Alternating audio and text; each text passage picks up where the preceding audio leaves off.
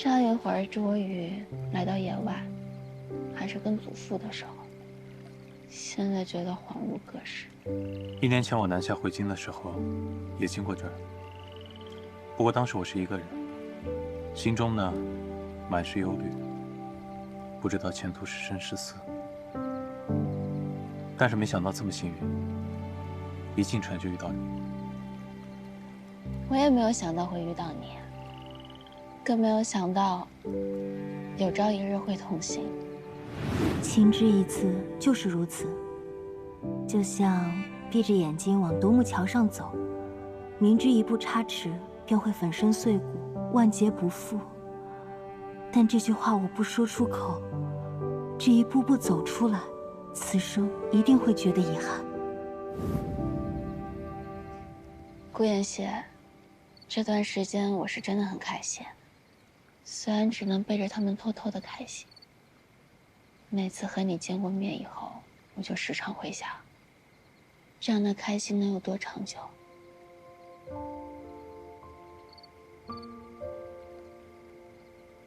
你也不用着急回答我，我也不知道答案，咱们就一起往前走，还有好远才到昆山呢，到3百城也还有很长的距离。好，无论以后如何，至少这一路咱们是一起走过的。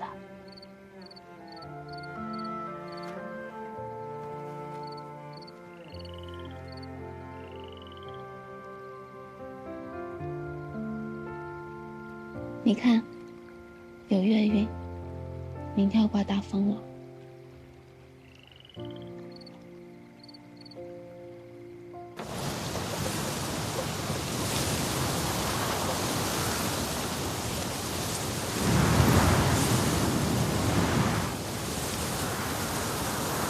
这大风，你回车里吧，别吹病了。你们能骑，我也能骑。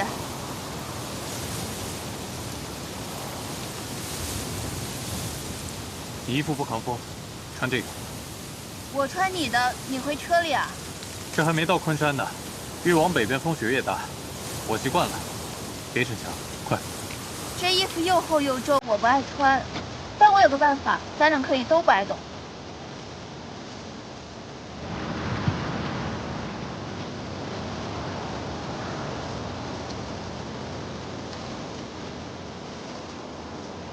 纸哥，纸哥，燕先生，纸哥呢？王叔，找我。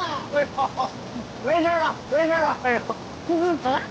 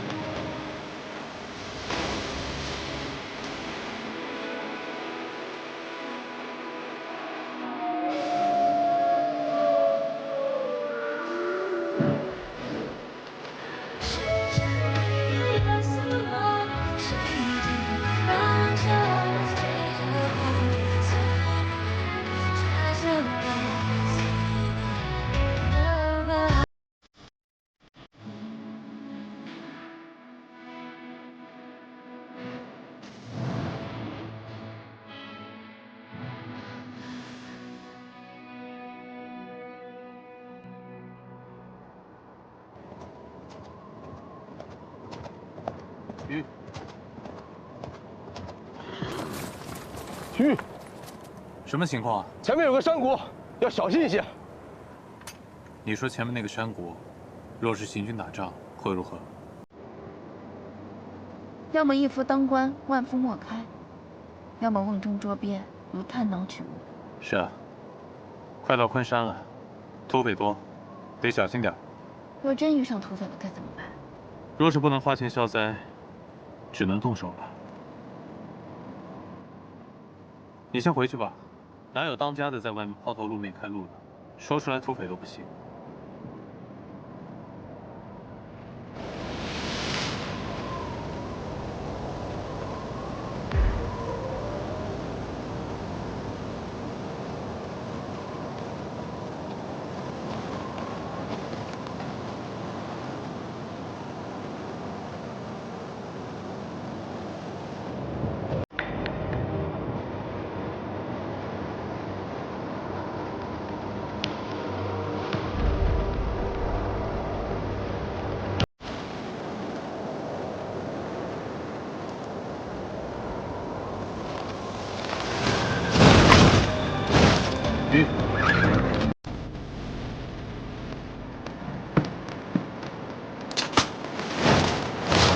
好。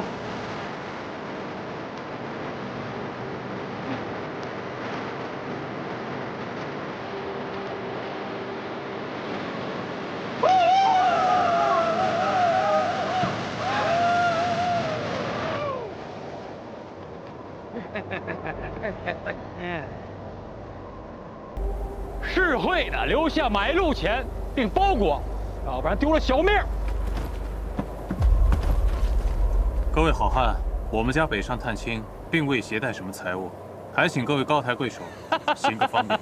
你说没有就没有，兄弟们，给我查车搜身。车上都是女眷，财物在我身上。各位请便。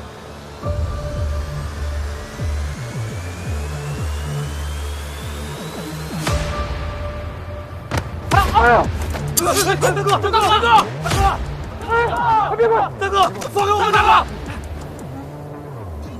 叫兄弟们把树挪开，让个路呗。你这厮有本事一刀砍了爷爷的头！猪头还值个100来钱，你的头又不值钱，我砍你干嘛？猪头！今儿个你不给钱，除非砍了兄弟们，要不然这条路你休想过去。怎么着？你是真觉得我们杀不过去吗？哎，这位大哥别动气，他说的话不算，我才是当家的。分家挂高的不是当家的，你这小娘们儿口气倒不小。东家，全听您吩咐。你真是当家的？那他是干什么的？他也不是外人，他是我家入赘的女婿。娘子说的对。哎呀，这外头的事都乱了呀！大哥如何称呼？哼，说出来怕吓碎你的心胆。爷爷便是这扳倒山牛恒。山大哥，我姓牛。牛大哥，那咱们打个商量，我们此行呢也不为经商牟利，我也不让兄弟们几个白跑一趟，我出5贯钱，请兄弟们喝酒，你看怎么样？10贯，一个字不能少。6贯真没有了。那8贯，成交，包下。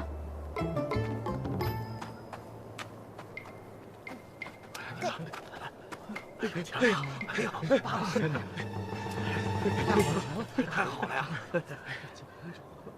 多余的都1线3包下来，分给大家。不是，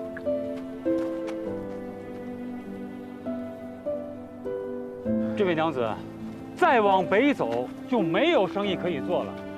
你这一车的冬衣，你没处卖呀？我们不是去做生意啊，我们是去探亲。这些冬衣呢，都是我家里人自己缝的。就这些，拿吧，拿吧，拿吧。那怎么好叫你一个女娘出门呢？家里没有一个顶住的男人啊？都在北地了。再往北走，就是3白城了，流放的地方。嗨，都是苦命的人呐，我们也是被逼的没办法了，爹娘死得早，要不然谁愿意干这伤天害理的活计？这样是疮吗？这是蛤蟆干做的药膏，涂了就能好。你拿着。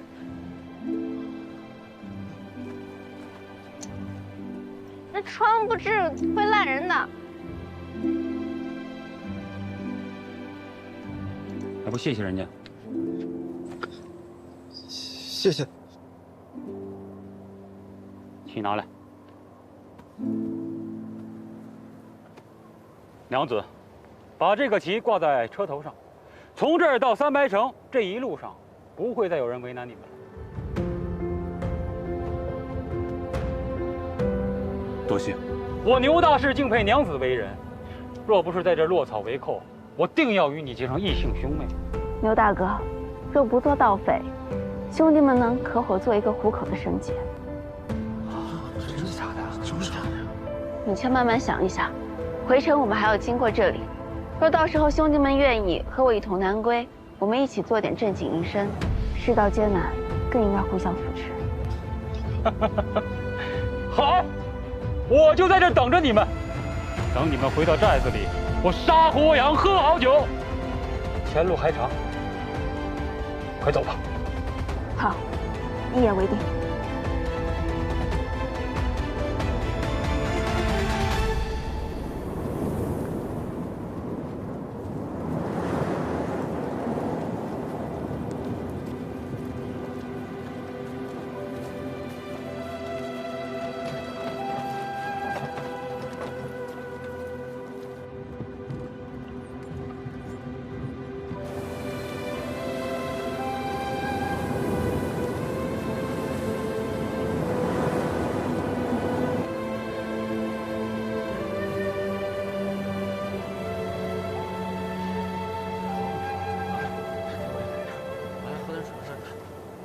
我来吧。给。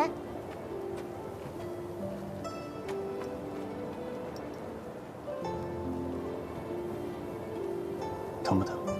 不疼。明日就能到三白城了。你祖父巡查过北营，真的吗？你想见他吗？你想让我见他吗？我领的是要去衙门。今日我们就分开吧，返程时我再来接你。对不起啊。没事儿。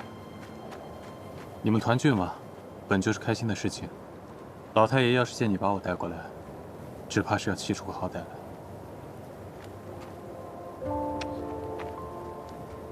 小小补偿。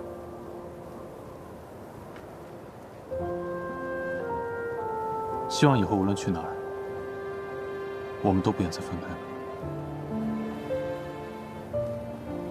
芍药，我要出去几天，这几天你就乖乖的跟着你花姐姐，好不好？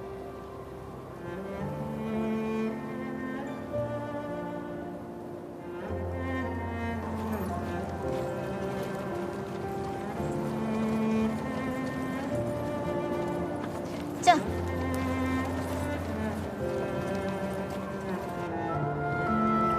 先生去哪儿了？我哥哥说有朋友探望，过几日就回来找我。不是这是给花姐姐留着了。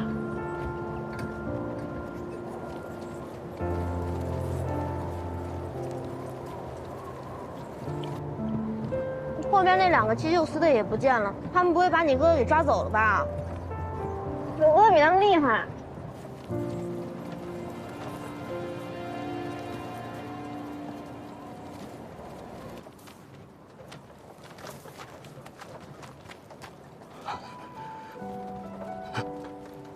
芷儿，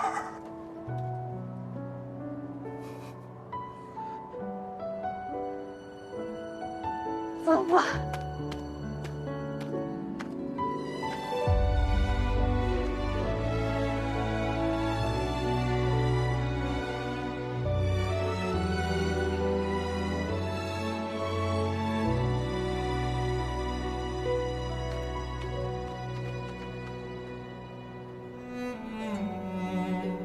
芷儿，一路走来辛苦了。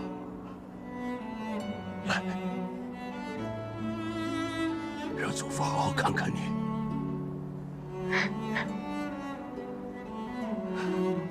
侄儿学会哭了，想必这段日子吃了大苦头。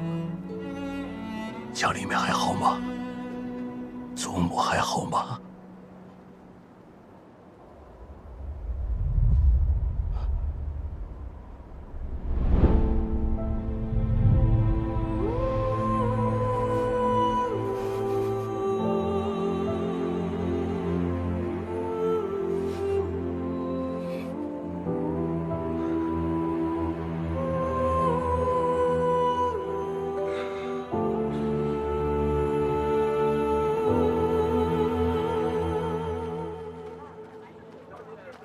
侄儿，娘走之前还说过什么话吗？二叔放心，祖母走得安详，除了记挂大家，没有遗憾。为子不孝，最后又不能陪在娘的身边，惭愧啊！对了，你二婶跟李儿都还好吧？都好，李儿懂事了不少，功课也有长进。那我就放心了。婶儿，那你三婶又没给我带什么东西啊？都在包袱里呢，给博宇带的多。都是你娘给你收拾的，走去看看。满心都是博宇，眼里哪有我呀？唉。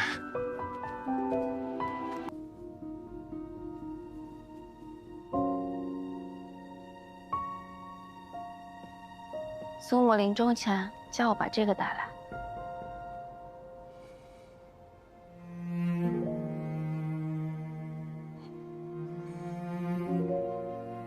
侄儿，自来北地，我经常在想，我是不是做错了？国与家，君与亲，孰轻孰重啊？祖父，倘若您为了一家之安危，变成了装聋作哑、茶叶吝啬之人，祖母也一定会失望的。朝中不缺阿谀奉承的奸佞，也有不少察言观色的弄臣。他和他们的家族都锦衣玉食，可他们却不是人人都敬重的花先生。这个世界上有不少安稳富足的人家，也有数不清的艰难破碎、蒙受不白之冤的人家。可是只有一个华中臣，华家以前的鼎盛是你换来的。倘若需要你折断脊骨、抛全身白来换，那不要也罢。家之所以能成为家，不只是吃饭睡觉的地方，更是能让人坦然做自己的地方。侄儿，祖父小看你了。祖父，我还有一件事情想和你商量。我们攒够了钱，想先把你赎回去。侄儿，我不走。祖父，铜钱入关3日之内便能下文放人，叔父父亲的在这北地还行，可是你的身体……我能挑得动土，能抬得起筐。你父亲都不行，我年幼家贫，吃惯了苦头，现在这些不算什么，反而你们在京城那样屈辱艰难，都咬牙撑过来了。我这里只是做些体力活，倒落了个清静。啊，等等，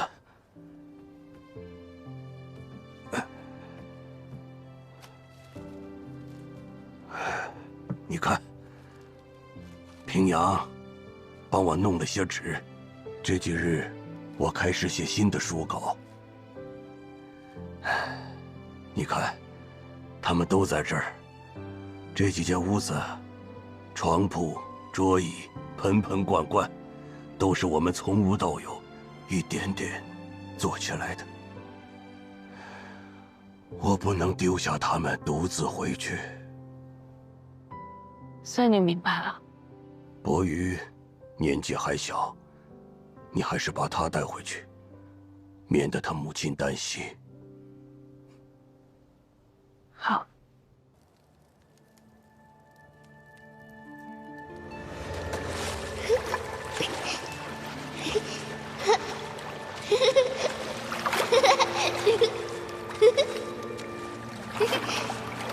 哇，好多鱼啊！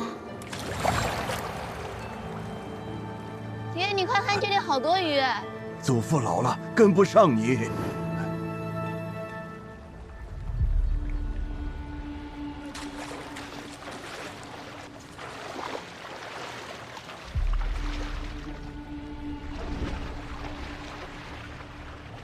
顾妍希，你跟着我做什么？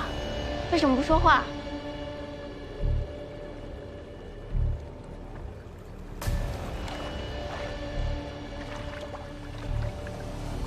我问你，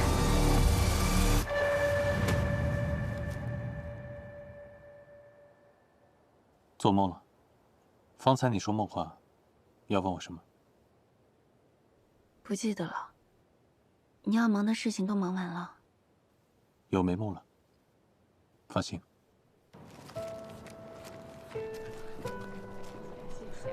哎，谢谢。多好的人啊！谢谢谢谢。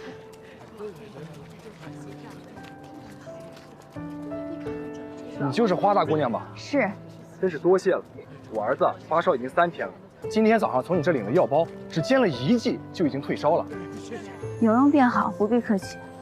我跟几个弟兄商量了一下，不能白得你家东西。这样吧，今年花老先生的劳役我们给免了。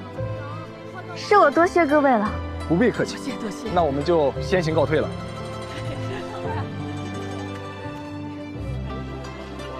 舅舅姐姐，谢谢。四叔，看来皇都的生意不错，有闲钱了。这些东西在皇都算不上什么，在300城倒是稀罕物。你看这些排队的人啊，他们是谁的父母，谁的孩子，也不知何时才是归期。此城临近昆虚之巅，3季飘雪，没有暑天，所以叫300城。所幸盛夏那季，山腰下会开满杏花，风景倒是宜人。哦，对了，尝尝。这是什么？我们这儿生的杏子，野的，我摘了许多，晒成的杏干，甜得很。到了暮春时节，天气开始变暖，边城内外会开满杏花，如同升起云雾一般。一到夏天，就有很甜的杏子可以吃。原来是真的啊！自然是真的了，这可是你四叔一颗颗洗干净晒干的，一点都不掺假。孩子的名字我想好了，叫什么？鸢飞鱼跃，就取这个鸢字。是纸鸢的意思。鸢也其飞也翔，希望鸢儿长大以后凶猛似鸢痴，飞得远远的，高高的。鸢啊！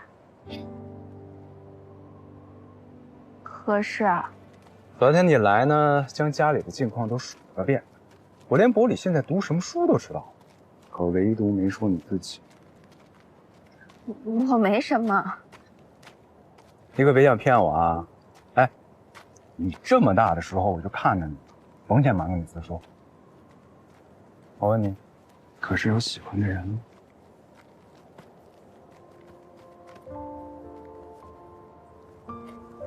完了，你这不只是有了，还颇麻烦。有什么麻烦的？我跟他的近况悬殊，不一定能相守。那他怎么说？什么？他怎么说？他知不知道你的近况？怎么想的？准备怎么办呀？那这是没奈何的事情，能怎么办？何必同他说？有侄儿，你听我说，谈情说爱这种事需讲究两厢情愿。你愿意赴汤蹈火、九死无悔，这没问题。可得他也愿意呀，不然最后定是留你一人，落得满心伤痛啊。我不想赴汤蹈火，我也不想九死无悔，我就想平平稳稳的陪伴着，不好吗？自然是好的，只是常常天不遂人愿。倘若真走到了那一步，你要如何，他又要如何？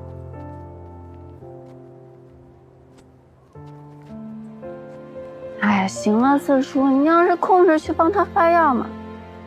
不听长辈言，吃亏在眼前。行了，我也不说了，我还要回西坝河上做工呢。走了。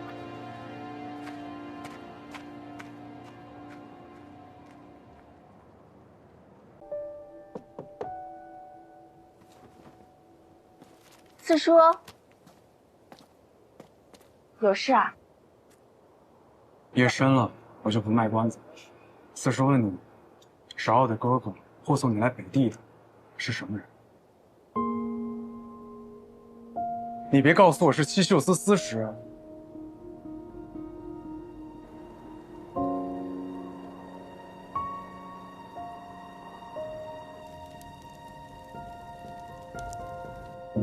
四叔，我不想骗你。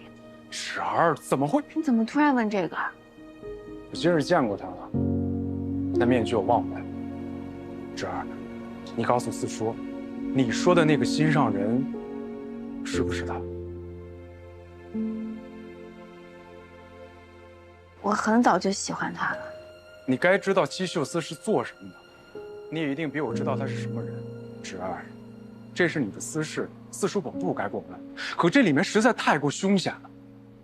你要知道，你二人的身份如果有朝一日分离，你该如何全身而退呀？我从没有想过要全身而退。你，四叔，就像你说的，这是我的私事，请你替我保密。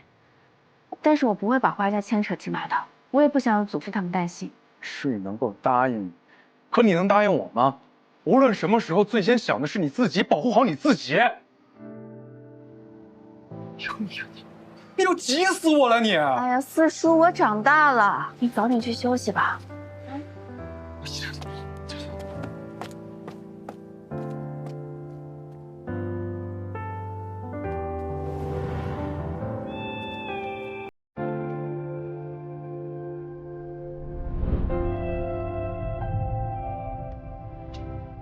幸亏你来得晚，方才我四叔还来找我。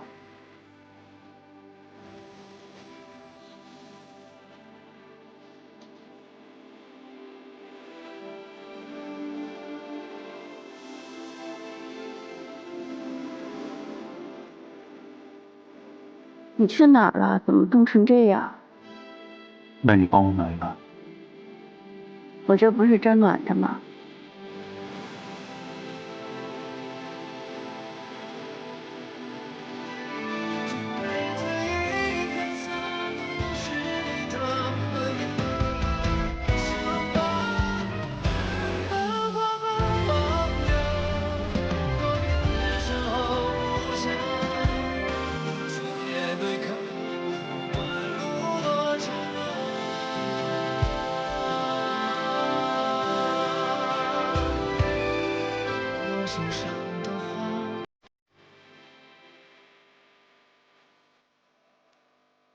你收敛些，祖父他们就在外头睡着。